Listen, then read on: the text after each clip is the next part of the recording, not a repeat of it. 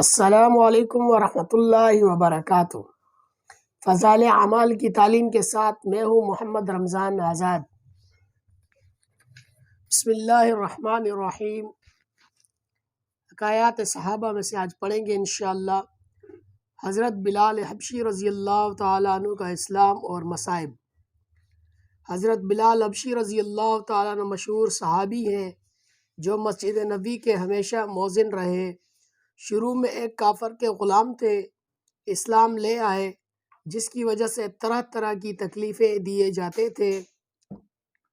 امیہ بن خلف جو مسلمانوں کا سخت دشمن تھا، ان کو سخت گرمی میں دوپہر کے وقت تپتی ہوئی ریت پر سیدھا لٹا کر ان کے سینے پر پتھر کی بڑی چٹان رکھ دیتا تھا تاکہ وہ حرکت نہ کر سکے، اور کہتا تھا کہ یا اس حال میں مر جا یا زندگی چاہے تو اسلام سے ہٹ جائے، مگر وہ اس حالت میں بھی احد احد کہتے تھے، یعنی معبود ایک ہی ہے۔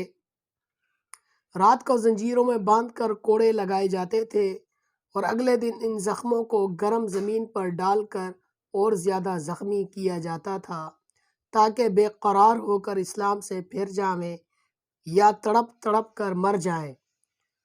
عذاب دینے والے اکتا جاتے، کبھی ابو جہل کا نمبر آتا، کبھی امیہ بن خلف کا، کبھی اوروں کا، اور ہر شخص اس کی کوشش کرتا کہ تکلیف دینے میں زور ختم کر دے۔ حضرت ابوبکر صدیق رضی اللہ تعالیٰ عنہ نے اس حالت میں دیکھا تو ان کو خرید کر آزاد فرمایا۔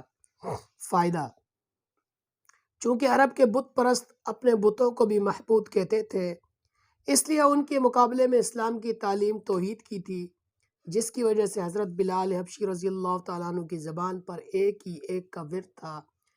یہ تعلق اور عشق کی بات ہے۔ ہم جھوٹی محبتوں میں دیکھتے ہیں کہ جس سے محبت ہو جاتی ہے اس کا نام لینے میں لطف آتا ہے، بے فائدہ اس کو رٹا جاتا ہے، تو اللہ کی محبت کا کیا کہنا جو دین اور دنیا دونوں جگہوں کام آنے والی ہے۔ یہی وجہ ہے کہ حضرت بلال رضی اللہ تعالیٰ عنہ کو ہر طرح سے ستایا جاتا تھا، سخت سے سخت تکلیفیں پہنچائی جاتی تھی۔ مکہ کے لڑکوں کے حوالے کر دیا جاتا تھا کہ وہ ان کو گلی کوچوں میں چکر دیتے پھرے، اور یہ تھے کہ ایک ہی ایک ہے کی رٹ لگاتے تھے۔ اسی کا یہ صلہ ملا کہ پھر حضور صلی اللہ علیہ وسلم کے دربار میں مؤذن بنے اور سفر حضر میں ہمیشہ اذان کی خدمت ان کے سپرد ہوئی۔ حضور صلی اللہ علیہ وسلم کے وصال کے بعد مدینہ طیبہ میں رہنا اور حضور صلی اللہ علیہ وسلم کی جگہ کو خالی دیکھنا مشکل ہو گیا، اس لیے ارادہ کیا کہ اپنی زندگی کے باقی دن جہاد میں گزار دوں، اس لیے جہاد میں شرکت کی نیت سے چل دیے۔ ایک عرصہ تک مدینہ منورہ لوٹ کر نہیں آئے۔ ایک مرتبہ حضور صلی اللہ علیہ وسلم کے خواب میں زیارت، حضور صلی اللہ علیہ وسلم نے فرمایا، بلال یہ کیا ظلم ہے، ہمارے پاس کبھی نہیں آتے۔ تو آنکھ کھلنے پر مدینہ طیبہ حاضر ہوئے۔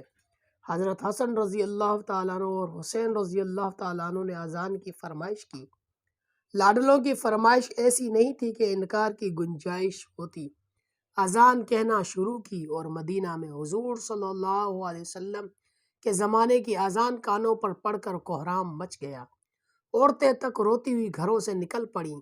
چند روز قیام کے بعد واپس ہوئے اور سن 20 کے قریب دمشق میں وصال ہوا۔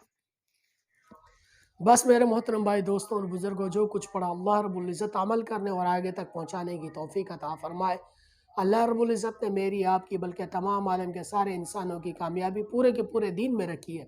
اب یہ دین میری زندگی میں آ جائے، آپ کی زندگی میں آ جائے، بلکہ تمام عالم کے سارے انسانوں کی زندگی میں آ جائے، اس کے لیے محنت کی ضرورت ہے۔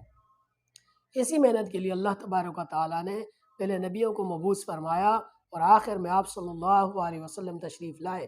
آپ صلی اللہ علیہ وسلم دین بھی لے کے آئے، ساتھ میں دین کی محنت کو بھی لے کے آئے۔ اب چونکہ حضور صلی اللہ علیہ وسلم آخری نبی ہے اور آپ صلی اللہ علیہ وسلم کے بعد قیامت تک کوئی دوسرا نبی نہیں آئے گا، یہ ہم سب کا یقین ہے۔ ختم نبوت کی وجہ سے اللہ رب العزت نے یہ کام اس امت کے ذمہ لگایا ہے۔ اب جس نے بھی یہ کلمہ پڑھا، لا الہ الا اللہ محمد رسول اللہ، اس شخص کی یہ ذمہ داری ہے کہ خود بھی دین پہ چلے گا اور دوسروں کو بھی اس دین کا دعوت دے گا۔ اور خود بھی برائی سے بچتے ہوئے دوسروں کو برائی سے بچنے کی تلقین کرے گا۔ تو میرے محترم بھائی، دوستوں اور بزرگوں، اسی لیے کہا جاتا ہے کہ اس دین کو سیکھنے کے لیے جو ہے پہلی فرصت میں 4 مہینے لگا کر اس دعوت والی محنت کو سیکھا جائے، پھر زندگی کا مقصد بنا کر اس کو کیا جائے، تو انشاءاللہ تعالی اس کام کو پوری زندگی بنانے کا مقصد کا ارادہ میرا بھی اور آپ حضرات بھی اپنا ارادہ فرمائیں۔ جزاک اللہ خیر۔ السلام علیکم ورحمۃ اللہ وبرکاتہ۔